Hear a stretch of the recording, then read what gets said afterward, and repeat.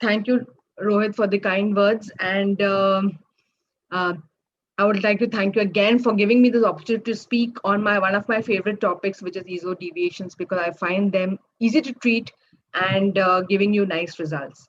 So it is classified as Von Noodle has classified comitant ESO deviations into accommodative esotropias and non-accommodative esotropias, and also then other varieties of sensory esotropia, microtropia, and nystagmus blockade syndrome.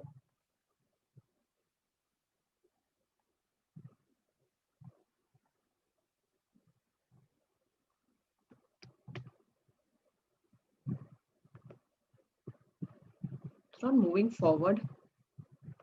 Just restart, reload your presentation. Sometimes it does that. Yeah. Yeah. And concomitant ESO deviations are paralytic and restrictive. I think we have a presentation on that.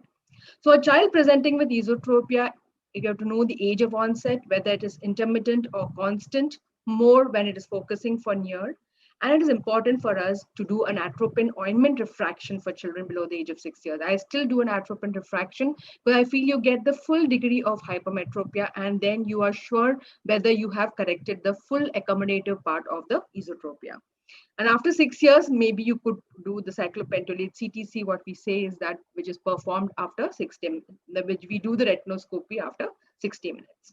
So this is a young boy who presented with inward deviation of left eye, and his vision was right eye 6/9 and 6/18. Unaided vision 30 prism adapters, both for distance and near. When we did a cycloplegic refraction, we found that it was 4 and 5, and then we gave a full cycloplegic refraction, visited his vision after 2 months, and gave the amblyopia treatment because his vision in the left eye was poor. So this is a case of fully refractive accommodative esotropia. The natural course is you can reduce the power, you can wean off after age of 8 years. I wait for 8 years till the binocular sensory vision development is complete. Lower levels of hyperopia, we find that they are associated with higher success rates. And any single reduction you do after the age of 8 years is around 0.75 or 1. And most of these children develop good binocular potential. So when your deviation is not fully corrected with glasses, then you check whether it is equal for distance and near. If not equal, if it is more for near, then you measure the AC by A ratio and the NPA. If it is equal for distance and near, then we know it is a case of partially accommodative esotropia. Simple instrument to use to measure NPA is the RAF rule, and the interpretation is a blurred point. It tells you the amount of accommodation that the eyes can exert, and then you measure the amount of NPA. And you also to measure the amount of ACA ratio, because this is very important for us to know whether we need to give bifocals or whether we need to go ahead for a surgery. So this is how we measure with the gradient method, deviation with the lens minus the original deviation and divided by the power of the lens, which gives us the ratio. So if it is more than 5, we know it is a high AC ratio. And those cases where here you can see that ortho for distance with glasses, for near the child as ESO, then you can correct it with the bifocal add and you get the squint corrected with the glasses. Now, partially accommodative, you will have a squint which is present even with the glasses. In those cases, we need to operate the non-accommodative part. We either do a unilateral or a bilateral medial rectus recession depending on the amount of ESO deviation. Special care to tell parents that they need the glasses even after surgery.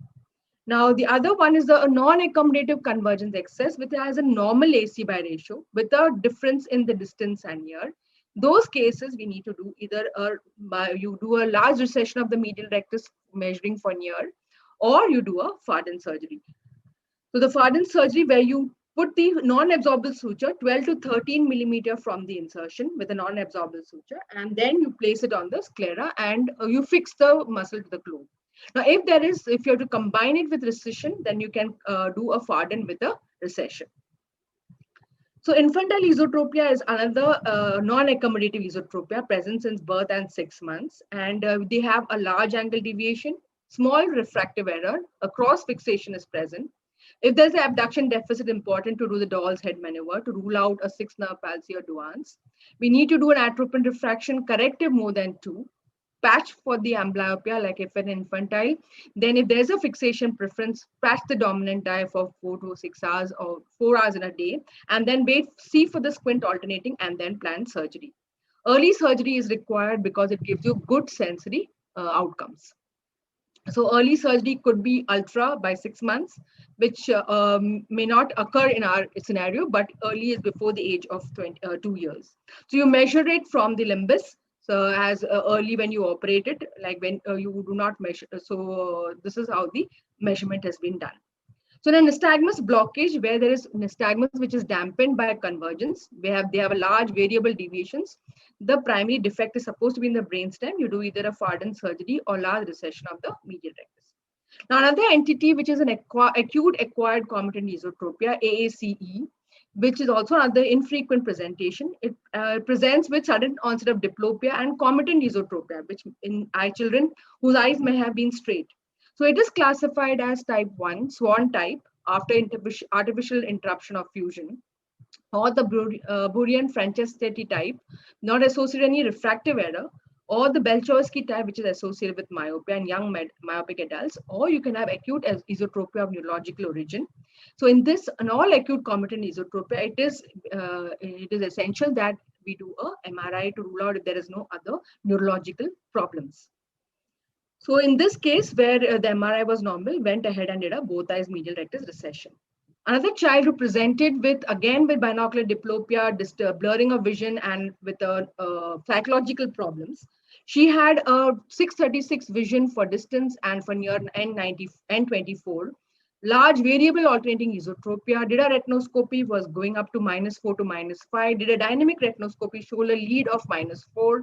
Given did an atropine refraction, found that she had no minus refractive error, did an MRI, was normal, and then we ruled out this was a case of accommodative excess spasm, where we then treated the patient with atropine for twice a day for a month, gave her bifocals, and then tapered after 2 months. We found that even with the atropine, she still had intermittent esotropia, so gave her Fresnel prisms and started her on Virgin's exercises, did the lens rack exercises with the positive lenses, waited till she was coming up to +2, she could relax, and then tapered off slowly the atropine. Did also a flipper lenses and with a +2 and a -2, and at the end of nearly 3 months, she became esophoric and ortho for distance. And then we slowly weaned off a bifocal and a prisms. So the paralytic types, I think the incomitant is being covered, but there are 2 types of esotropia which is incomitant for like a 6 nerve palsy and a esoduan. So these are 2 esotropias where we need to, one is a restrictive palsy and one is a restrictive strabismus and one is a paralytic strabismus.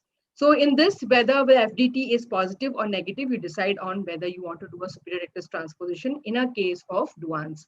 If there is severe globe retraction, and no upshoot, there is upshoot and downshoot, you would prefer to just do a medial rectus recession. You would avoid doing superior rectus transposition in such cases. So I have covered most of the esotropias. Thank you for the kind attention.